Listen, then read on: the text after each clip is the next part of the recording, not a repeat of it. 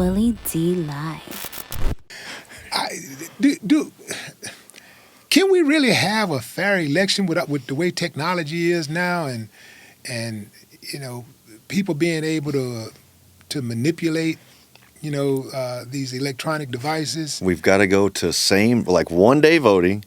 It's got to be paper ballots, no voting tabulators. Because now how they do it is you'll vote on this thing and then they put it in a tabulator and then those count the votes and then they're connected. And that was my problem with the 2020 election was that you're using these Dominion voting machines and all these other things that I don't care to be involved with. So I would say there's countries like I think India is one of them that they have millions, hundreds of millions of people, much like more than America, and they get their election results the same day. Like if you look at how California drug out just this last election, it was like literally weeks before they had the results for the election.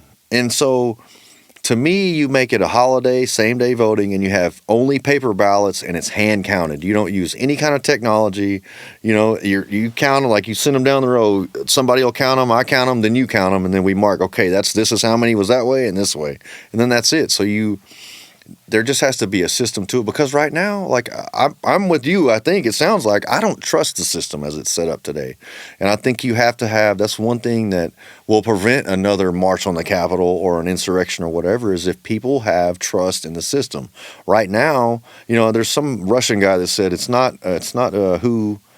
What does he say? It's who counts the votes that matters, So that's the only thing that matters. That's all that matters. It doesn't matter who you vote for. It matters who counts them, Right. So we can manipulate it to see however they're going to win. But, I think we have to tighten up our elections. It has to be one system, and we got to stick with it because if people lose faith in the system, that's how you get situations like January the 6th. And I think that's a recipe for disaster for whoever the next election comes, and then here you go. The people don't trust it.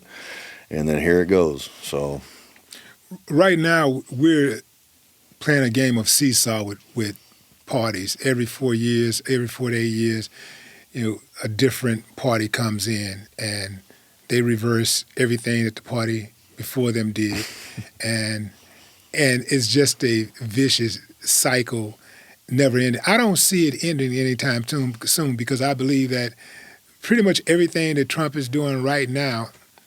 When the next group comes in, I think that the Democrats are going to be even more engaged the next time around. Mm-hmm. And I do believe that if a Democratic president comes in, a Democratic administration comes in after Trump is out, I think they're going to go in and they're going to reverse everything that Trump is doing now.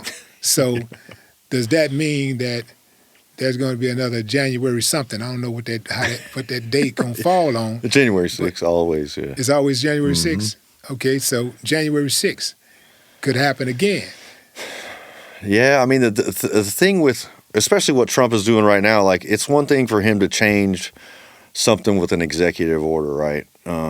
Because just as easily as he did an executive order, then the next president comes in, he can undo it with an executive order. But with the beauty of the situation that he has right now is he got a mandate from the people. He's got the executive office. He's got then the legislation, both houses of Congress, the Congress and the Senate, right? And so the people's house and the Senate. And so you can change it with your executive order, but now you have to get a congressman to write up that legislation, whatever it was. Let's say shutting down the border. Now this congressman has to pass a policy or write a law out saying we need to lock down the border or whatever, and then it's got to go through Congress and then through the Senate, and then the president can sign it into law. And now that's not able to be overturned by the next president.